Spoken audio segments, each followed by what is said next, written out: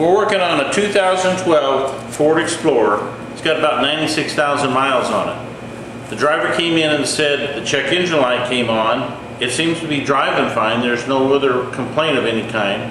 And we actually road tested it and confirmed that. Check engine light on, no other problem. Now when we scanned it, we had code P0456, which indicates that there's a Evap small leak.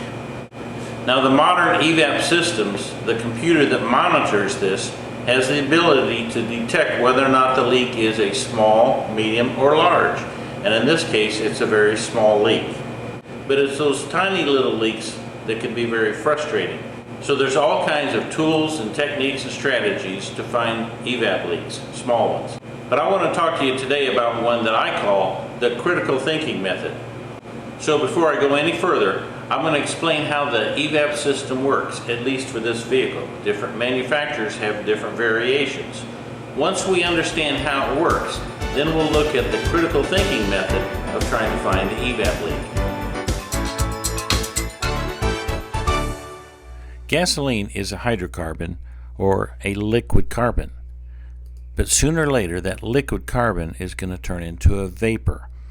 It heats up, it cools down, it sloshes around in the gas tank. It's going to go from a liquid to a vapor at some point. Now those vaporized hydrocarbons can pollute the air if they escape to the air, and we can no longer allow that. So we have the Evap, or the evaporative emission system, to control these vapors. The basic elements are the fuel tank, the gas cap, the fuel tank pressure sensor, the charcoal canister, canister vent valve, all of the lines that connect everything, and the canister purge valve.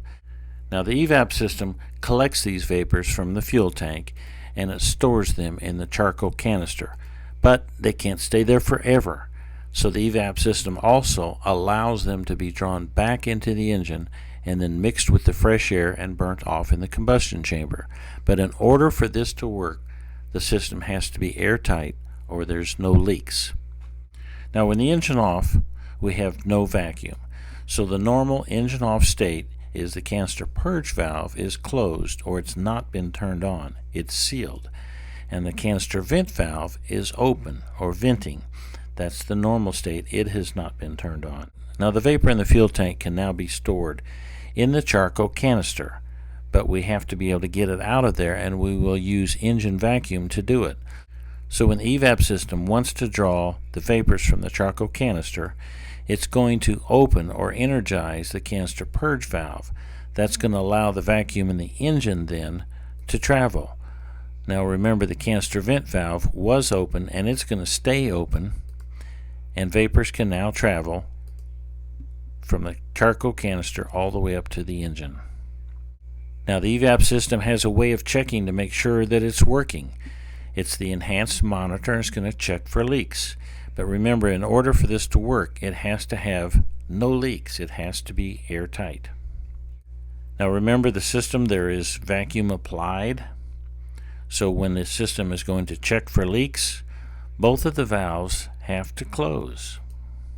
Once they're closed, the system is sealed. To do this, the canister purge valve will become de-energized or sealed, and the canister vent valve will be energized or it will seal. Now the monitor can run, and it monitors the pressure in the fuel tank pressure sensor. So if the pressure drops, a code will be set. Now to find a small leak, you can use a smoke machine, and sometimes we have to do that. But there is another method that I call the critical thinking method. Now remember, the monitor has applied vacuum and it has sealed it between the purge valve and the gas cap. So the entire system is now sealed. Both valves are closed, this purge valve and the canister vent valve. Now it's going to look for a leak somewhere between the first canister purge valve and the gas cap.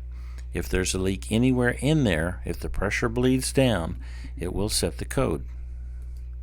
Now there's only two moving parts in this system: the valves. Now the canister purge valve is a simple open or closed solenoid. It's fairly easy to access, and it's usually under the hood.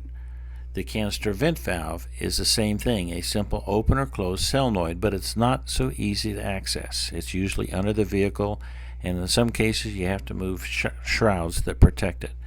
Now, in the Evap system, keep in mind that open or closed also means sealed or not sealed, or leaking or not leaking. Now remember, this vehicle has 96,000 miles on it. So how many times do you think that these valves have opened and closed? Thousands.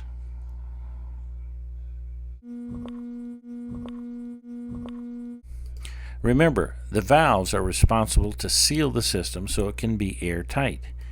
And they have been opening and closing thousands of times by the time we get 96,000 miles on the vehicle. Now, critical thinking tells me that the valves are the most likely to have failed. So why don't we check them first? Remember, the valves are responsible to seal the system so it can be airtight. And they have been opening and closing thousands of times. And on this Ford Explorer, it happens to be right in the engine bay. It's pretty easy to get to. We just have to lift off this engine cover. There's a couple fasteners that hold that down. And then it's right next to the intake. Now the canister purge valve is a simple open or closed solenoid. Now the engine creates the vacuum by the pistons coming down, making the negative pressure inside the engine. That vacuum is coming from the intake, and the purge valve is actually bolted right to the top of the intake. So the vacuum comes from the intake, and the purge valve then, once it is commanded by the computer to open, it allows that vacuum to travel through this hard plastic tube all the way back. So this is our easiest access point, and it's the first thing we want to check. Now a lot of the older and first systems out there used to use just rubber lines, but the newer cars use these hard plastic molded and sealed vacuum lines. They're less likely to leak, but that's possible. But let's look at the valve first. The vacuum that's in this intake needs to get through this valve so it can travel back to the canister. It's got a simple little electrical connector. Tuck that out of the way. And there's a little green clip that locks it in place.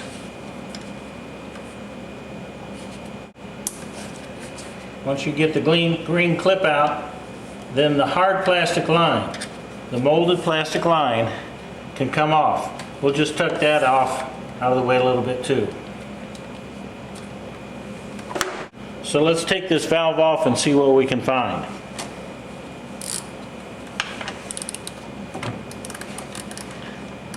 There's just two little number 8 bolts on it.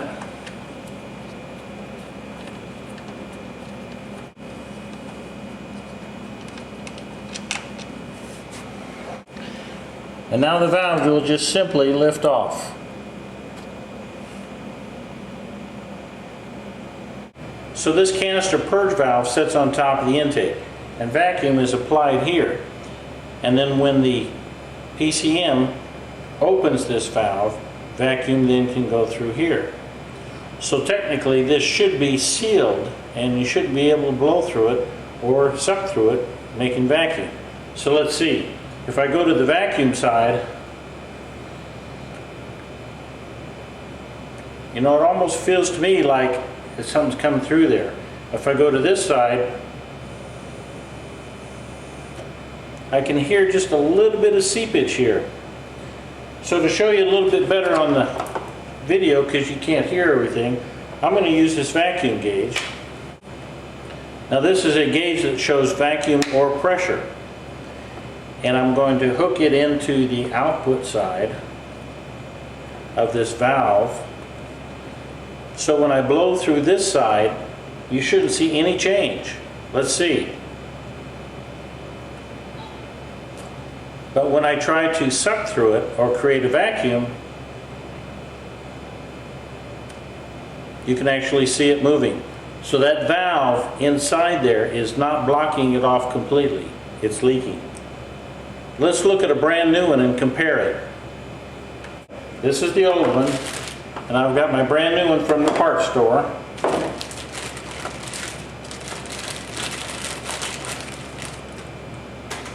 and we'll hook it up the same way. I'm going to put it in here. Then if we watch my gauge, when I try to blow through it, no movement on the gauge. And when I try to draw a vacuum on it, no movement on the gauge. Again, let's go back to the other one.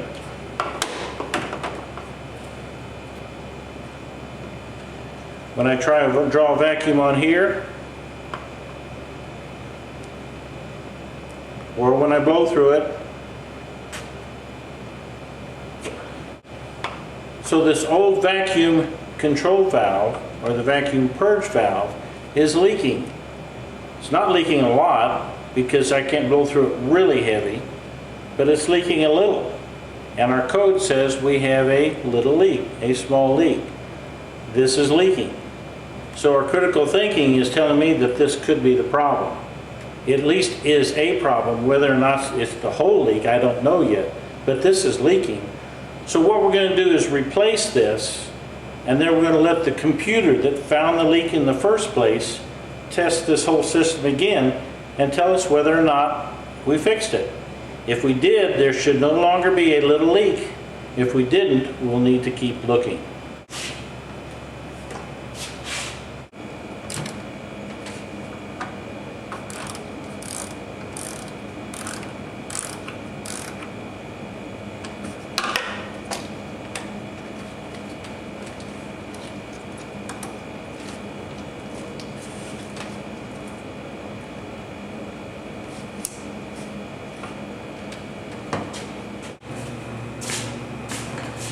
Now after we've got a repair made, it's time to go for a drive. Now the computers in these vehicles are very good at what they do. They monitor the system all the time, and if there's a problem, of course, they'll turn the check engine light on.